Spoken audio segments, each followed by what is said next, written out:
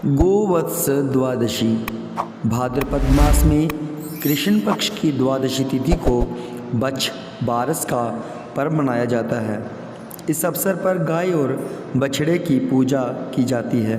भाद्रपद मास में पड़ने वाली इस उत्सव को वत्स द्वादशी या बच्छ बारस के नाम से भी जाना जाता है।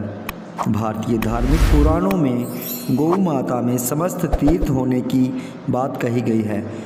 पूजनीय गौ माता हमारी ऐसी माँ है जिसकी बराबरी न कोई देवी देवता कर सकता है और न कोई तीर्थ। गौ माता के दर्शन मात्र से ऐसा पुण्य प्राप्त होता है जो बड़े बड़े यज्ञ दान आदि कर्मों से भी नहीं प्राप्त हो सकता।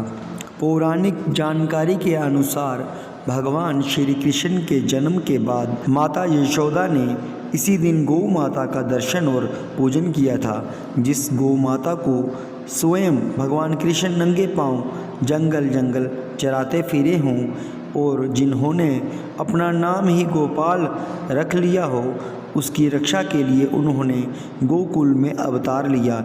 ऐसे ही गौ माता की रक्षा करना और उनका पूजन करना हर भारतवंशी का धर्म है।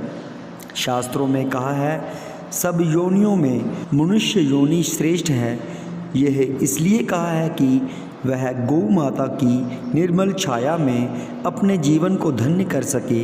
गौ माता की रोम रोम में देवी देवता एवं समस्त तीर्थों का वास है। इसलिए धर्म ग्रंथ बताते हैं, समस्त देवी देवताओं और पितरों को एक साथ प्रसन्न करना हो तो गौ भक्ति गौ सेवा से बढ़कर कोई अनुष्ठान नहीं है। गौ माता को बस एक ग्रास खिला दो तो वह सभी देवी देवताओं तक अपने आप ही पहुंच जाता है।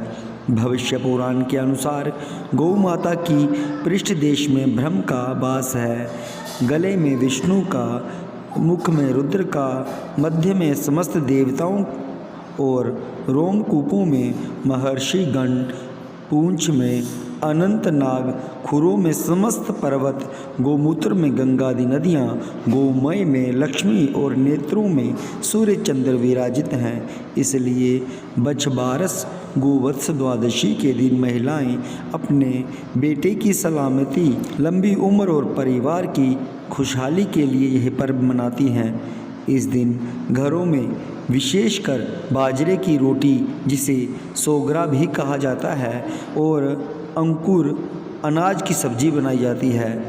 इस दिन गाय के दूध की जगह भैंस या बकरी के दूध का उपयोग किया जाता है।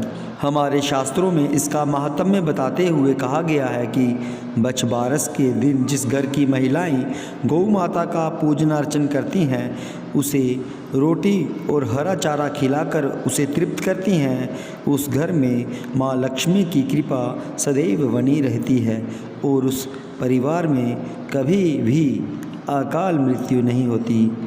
जय श्री कृष्ण।